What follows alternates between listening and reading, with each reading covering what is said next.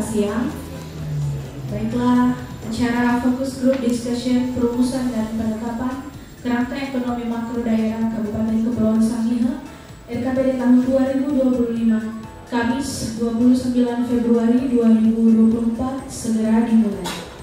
Selanjutnya kita akan mendengarkan sambutan sekaligus membuka kegiatan kita di saat ini oleh Sekretaris Daerah Kabupaten Kepulauan Sangihe Bapak Rianto dari Wolf ST. Salam sejahtera bagi kita semua. Assalamualaikum warahmatullahi wabarakatuh.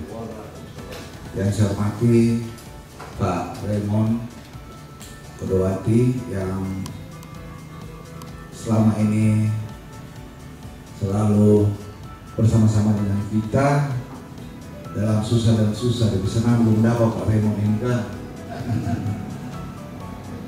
Selaku Kepala BPS Kabupaten Kepulauan Sangihe bersama dengan Pak Sterli ini hadir. Yang saya hormati teman-teman kepala perangkat daerah yang terundang khusus atau yang mewakili, lebih banyak DP wakil ini daripada yang hadir kan.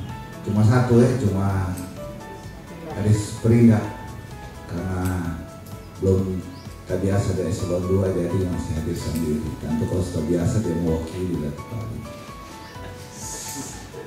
Tim Bapelit Bangda yang lebih siap dapet Ibu Kabit dan teman-teman ini dapet ya lebih siap beserta seluruh hadirin undangan yang hadir. Pertama-tama tentu kita harus mengucapkan puji syukur dan berterima kasih kepada Tuhan karena saat ini kita walaupun terlambat mulai, tapi jangan terlambat kelar DP dokumen. Karena kebiasaan kita ini, kita tunggu A1 sudah di rumah, kapan orang suruh cek A1, lama. Ibu Ellen bilang nanti mau bawa kabar, kita mau piduka, Ibu Ellen lagi sosial. Ya. Nah, pertemuan ini adalah pertemuan yang merupakan hal yang sangat penting. Jadi harusnya konsentrasi dan kesiapan dari unsur perencana itu menjadi titik tolak awal untuk keberhasilan. Jadi kalau kita merencanakan sesuatu kalau setengah-setengah, nggak bisa kita berharap hasilnya mau satu. Kalau setengah mungkin syukur, bisa saja lebih kurang dari setengah.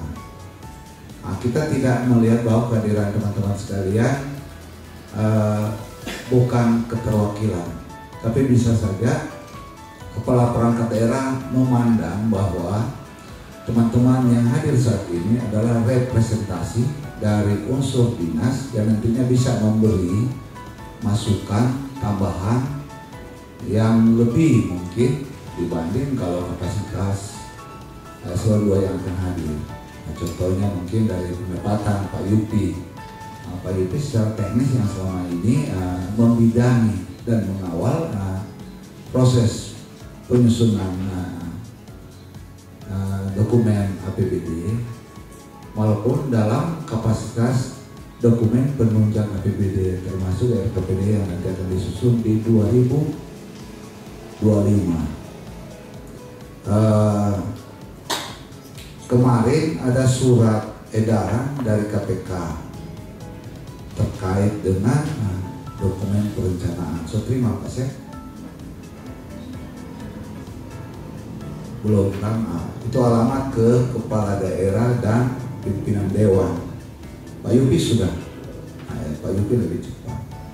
Jadi diminta supaya orang serius untuk menyusun dokumen perencanaan yang akan jadi salah satu bukti otentik dalam proses pelaksanaan pertanggungjawaban. Jadi dia bukan cuma yang penting ada, bukan hanya dokumen normatif yang harus dipenuhi, termasuk juga waktu penyusunannya. Tapi isi yang terkandung di dalam dokumen perencanaan itu betul-betul menjadi dasar dan landasan dalam penyusunan dokumen anggaran dan belanja.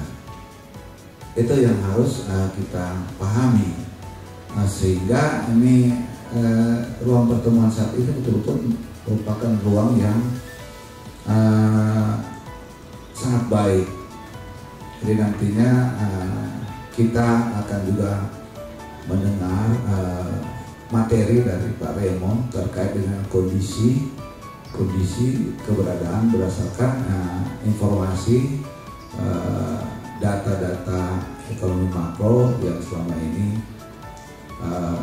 ada dari tahun ke tahun dan bagaimana perubahannya, kemudian aspek mana yang bisa kita supporting agar supaya ekonomi makro kita itu semakin hari semakin baik, dan dari penetapan rencananya itu bisa kita capai. Jadi kehati-hatian dalam menentukan titik awal, itu akan bisa menjadi pedoman kita agar supaya titik akhirnya itu bisa bersinggungan, minimal mendekati itu. Pak Raymond kan dia harus di backup dengan data-data khusus, bukan cuma angka ini berdasarkan angka ini, tapi angka ini disupport oleh apa. Ada berapa? Ada 6 kan indikator makro, 6 kan.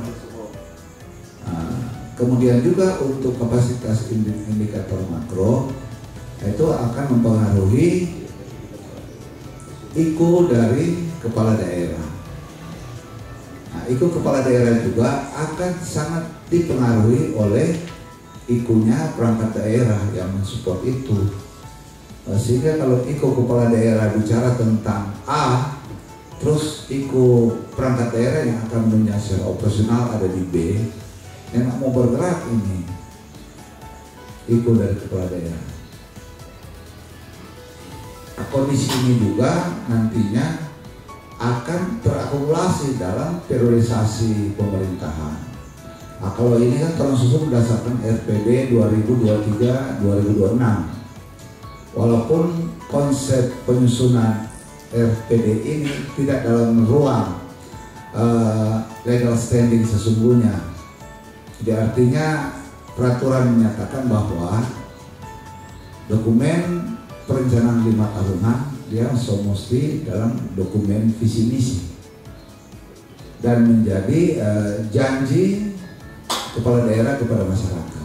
Tetapi di RPD ini adalah ruang dan celah waktu karena tidak dalam ruang periodisasi sebenarnya. Tapi dokumen ini merupakan dokumen standar untuk menjadi acuan dan panduan bagi kita dalam penyusunan rincian dari RPD. Nah, ini rincian kedua, nanti termasuk susukan atau ketiga setahun 2025 kan yang akan termasuk susun. Nah, 2025 ini merupakan dokumen panduan yang nantinya akan kita tetapkan sebagai dokumen perencanaan 2025. Nah, ini ada saling bukan tubrukan, tapi saling kongruen nantinya dengan dokumen perencanaan periodisasi Pak dan teman-teman Bapak Litbang. Karena tahun ini juga Bapak Litbang akan menyusun dokumen teknokratik terkait dengan RPJMD periode kepala daerah 5 tahun ke depannya, gitu kan. Nah, sehingga ini boleh cuma menyusun RKPD 2025, tapi wacana ke depannya kita harus samain dengan pertama dokumen draft draft rancangan awal RPJP, kemudian rencana teknokratis karena belum akan ditetapkan. Jadi pemerintah daerah menyiapkan dokumen teknokratis terkait dengan RPJMD, dan itu soal bayang-bayang. Nah, nanti RKPD ini sandingan dari dokumen RPJMD dan RPD 2023-2026 dan 2025-2029.